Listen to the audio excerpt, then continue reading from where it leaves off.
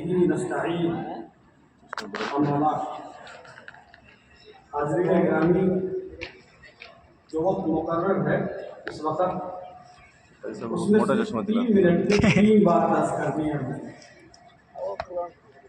پہلی بات تو یہ ہے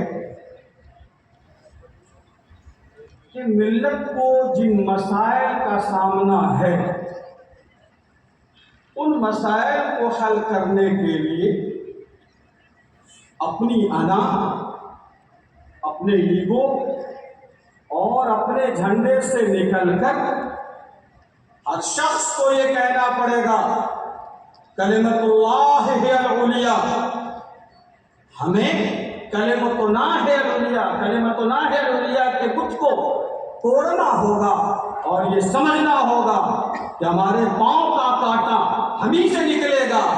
اس کے لیے ضرورت اس بات کی ہے کہ ابھی جس اتحاد کے ساتھ آپ تمام حضرات نے JPC کو اپنی رائے بھیجی ہے اور الحمدللہ شاید ملک کی تاریخ میں پہلا موقع ہوگا جو 4 کروڑ سے زائد نمبر کو کراس کرے گا، اور یہ صرف اور صرف آپ کے ملی اتحاد، وحدت اور اجتماعیت کا نتیجہ ہے.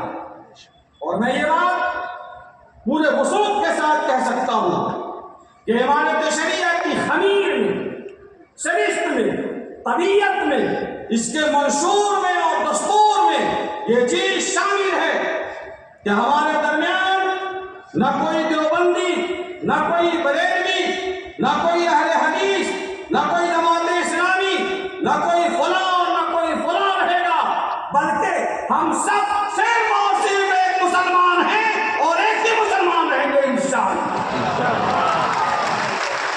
ایک ہو مسلم حرم کی پاسبانی کے لیے نیل کے ساحل سے لے کر تاب خاک کاشغر، اور آپ نے اس کا ثبوت اپنی آنکھوں سے دیکھا ہے کہ 4 کروڑ سے پار ایک ہفتے کے اندر آپ جب کسی کو میل کر سکتے ہیں تو خدا کی قسم کوئی بھی کوہ کرا جو راہ میں حائل ہوگا اتحاد کی طاقت سے، اجتماعیت کی قوت سے ہم اسے اپنے راستے سے ہٹا سکتے ہیں. یہی ہماری تاریخ ہے اور یہی ہماری تاریخ رہنی چاہیے. میں ایک مثال کے ساتھ اپنی بات ختم کروں کہ یہ بہت بڑا آڈیٹوریم ہے اور اس کے مختلف گوشے ہیں.